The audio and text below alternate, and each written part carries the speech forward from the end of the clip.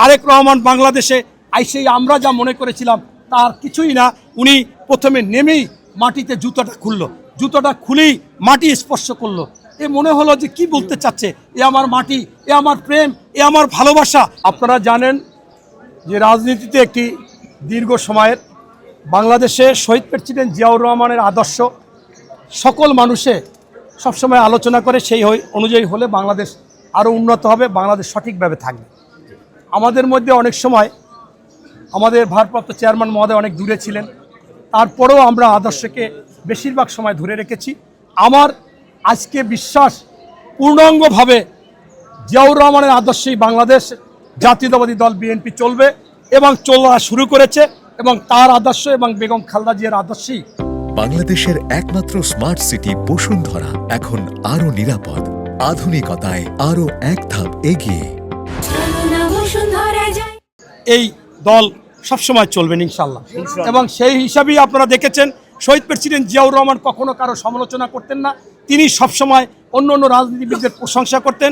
আবার আমাদের নেত্রী বেগম খালেদা জিয়া, তিনি কিন্তু 91 সালে সংসদে এসেই প্রথমেই বলেছে, আমি শ্রদ্ধা ভরে স্মরণ করি আপনার এই হোসেন মোহাম্মদ সোহরাওয়ার্দী, এ.কে ফজলুল হক, আব্দুল হামিদ খান ভাসানী, আতাউল গনি ওসমানী, শেখ মুজিবুর রহমান ও জিয়াউর রহমান।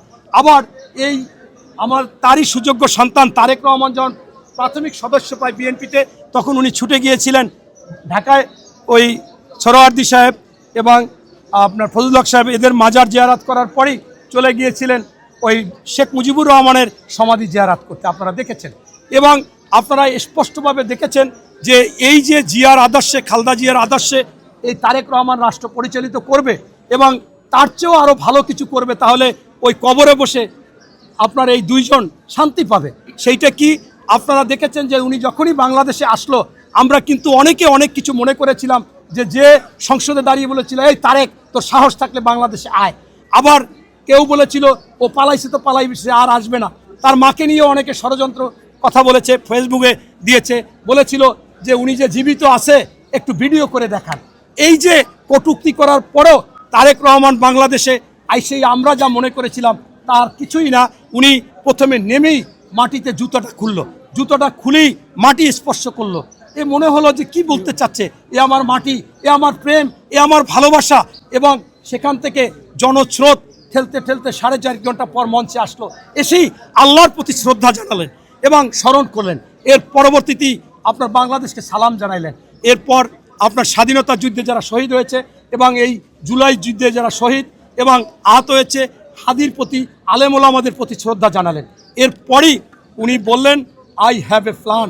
এরপর উনি আপনার এই হযরত মুহাম্মদ সাল্লাল্লাহু আলাইহি সাল্লামের কথা বললেন, মানে অর্থাৎ মদিনা সনদ এবং আলেম ওলামাদেরকে নিয়ে এটা করবেন রাষ্ট্র পরিচালনা। সেই ক্ষেত্রে স্পষ্টভাবে প্রমাণিত হয় যে উনি কাউকে কিছু বলে নাই, মোনাজাত আকারে বলল, হে আল্লাহ আমাদেরকে আপনি ঐক্য করুন এবং আপনি যদি চান এই দেশ উন্নত হবে, সকলে কাজ করার সুযোগ পাবে।